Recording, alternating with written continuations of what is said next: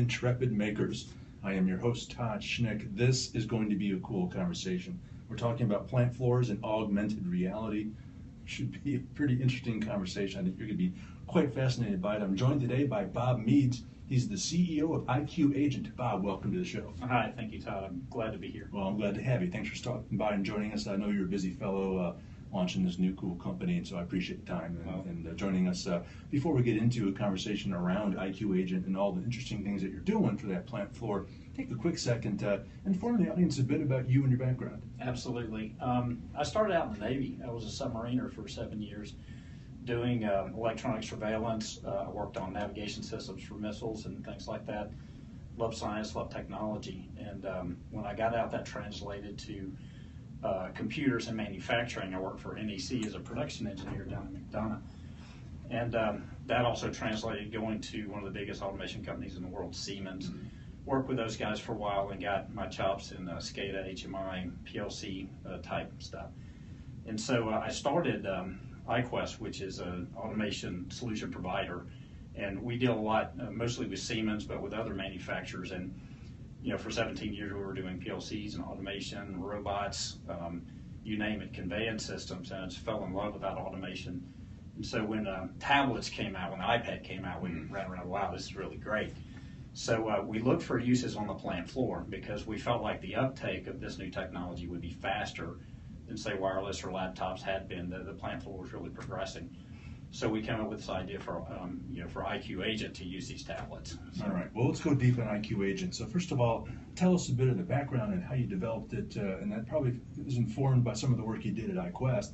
But then, what does it do? What does it actually do? Well, iQagent is what we call a practical augmented reality app, and it's really centered more on solving problems than it is on technology.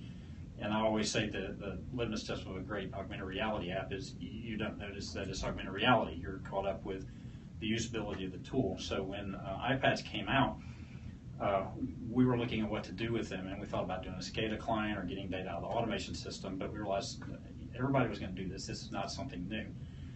And so one morning, I'd watched The Matrix all weekend, and we had an idea. I said, so we're really talking about technology, and I said, what I really want to do is take this iPad and just wave it around the plant floor and have data pop up when it recognizes where it's at. That's where iQagent comes from. So basically what iQagent does is it recognizes where you're at on the plant floor, what process you're working on, and displays relevant data immediately. So it can be data right out of the automation system, out of the PLC or SCADA. It can pull up, schematics or workflow diagrams. The idea is you never turn your back on the machine, because, in every plant, the guy will walk out to the floor, figure out what equipment's wrong, turn right back around, leave the plant floor, and go find these documents or go in the control room and look at the data. Well, that wastes a lot of time. So this is what iQagent really does. And I guess the second thing is augmented reality gives you the ability to look at a live feed with data that is relevant to what you're looking at. So we actually record the screen and allow the operator to record a problem with a process. You got all your process automation data right there. They can draw on the screen and talk about the problem. So if we compile this into a movie, it provides a very efficient platform for talking about downtime related issues with somebody who's not actually there. So it's more efficient, they can fix it faster, save a lot of money on the plant floor. And does that result in long-term, we're learning things here and we're learning how to deal with problems, and that preventive action for longer term? Absolutely, because when we start troubleshooting problems, as long as we don't forget what we did, forget what the symptoms are, then we have immediate library of all this great experience on the plant floor that now we can share with everybody and not just one person. Yeah, that's really, really important, particularly if you have had experience on a plant floor, the power of that. What I think is important to do is, before we go any further, is to really, you've touched on it through the course of the conversation so far, but let's address what are the problems that you're solving. I mean, what are the issues if you're not using iQagent?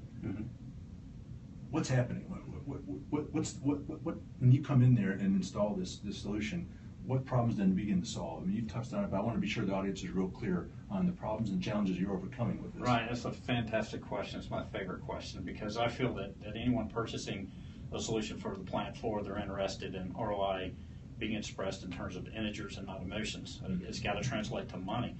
And so that's why we started directly with the problems. The first problem is there's a lot of time wasted when people go out to troubleshoot equipment and they don't have what they need. The problem is they don't know what they need because they don't know what's broken. So they get called out to the plant floor. They do their checks and they realize, okay, well, it's this equipment that's causing the problem.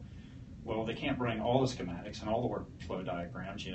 So they turn around and they leave the plant floor, check out the schematics, or go look up troubleshooting diagrams, or go ask their colleague. So the first problem we solve is we take all that away. We actually make the equipment itself a link to all of its relevant data. So with iQagent, it actually recognizes where you're at. It pulls first all the data out of the automation system, so I can tell, is the pump on, is it running, how much current is it drawing, how long has it been up, how hot is it. Usually I have to go to the control room to get that information. So I can look at this information, trend it, and have kind of make an analysis of how it's running, maybe do some troubleshooting, and then I can pull up the schematics. I can pull up a troubleshooting diagram. I can watch a movie about how to change a filter. So really, it's just, I don't have to leave to go get that information. And that is a significant ROI every single day on the plant floor. The second problem is process downtime. If the process goes down and it's not supposed to go down, that's typically measured in hundreds to thousands of dollars a minute.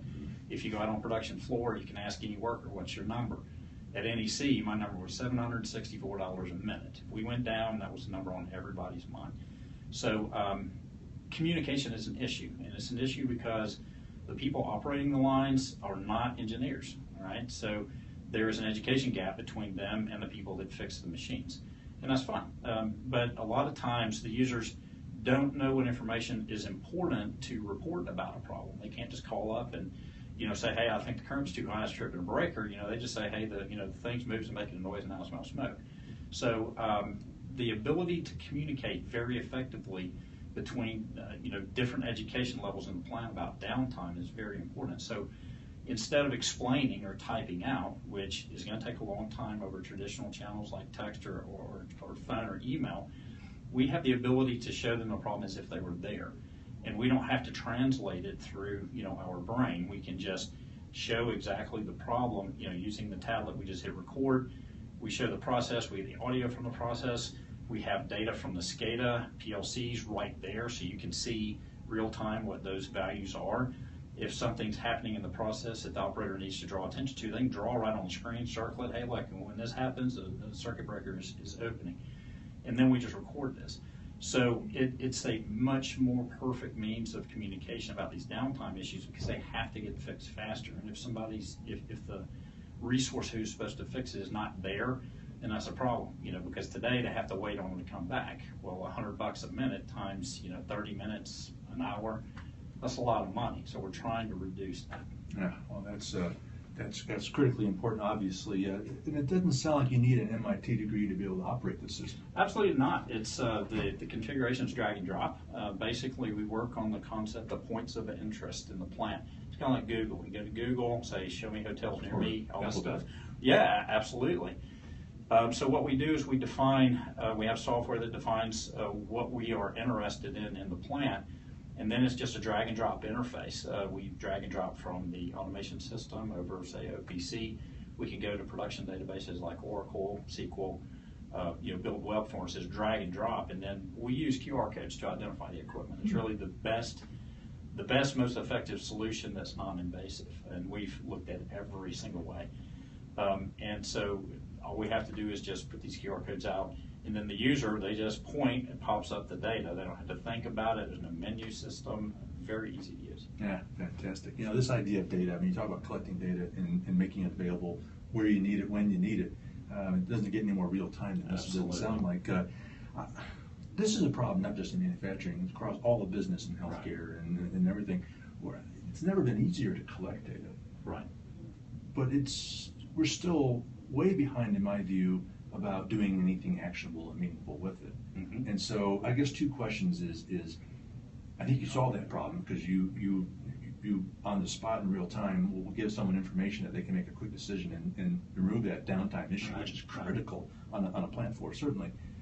But talk about the organization that maybe doesn't really know what to do with their data or how they're collecting it, because that can be a problem. Your system doesn't work very well if the data that you're provided by the customer isn't good. That's exactly right, and big data is becoming a big topic on the plant floor because it gives us the ability to analyze. But if you haven't structured your data in a good way to analyze, then it's useless. And so, typically in the automation system, when we're talking about equipment or process areas, they've gotten the basic data. Is the equipment on? Is it running? How long has it been running? Elapsed time and things like that. And so we can just make decisions really about what the process indications are for each point of interest, so that they can make their decision and not put a lot of fluff. Because I see a lot of people, there's 30 or 50 points for a pump. I need 2. Is it on, and how fast is it running? So we try to take a hard look at what would be important for each point of interest. These can be ingested in real time. It's not a compiled system. So you really need a plant expert involved that understands the automation system, and then if we need to add points or involve metadata that helps them make them decisions easier, then that's what we need to do. The point is that you can provide support and advisory on that. Absolutely. We can do turnkey. Some of our customers have some very big customers. A global pharmaceutical customer, a major U.S. automaker uses on the plant floor every day. And, to the latter, they just buy the software. It's off the shelf. It's not a programmer's library. You don't have to be a programmer to deploy it. The latter, we do turnkey, so they want us to come in and do everything, hang QR tags, and turn the lights off when we leave. So anywhere in between. All right. Well, Bob, Meads, and I will return after this short break. All of you on where are we? Periscope. We'll be right back.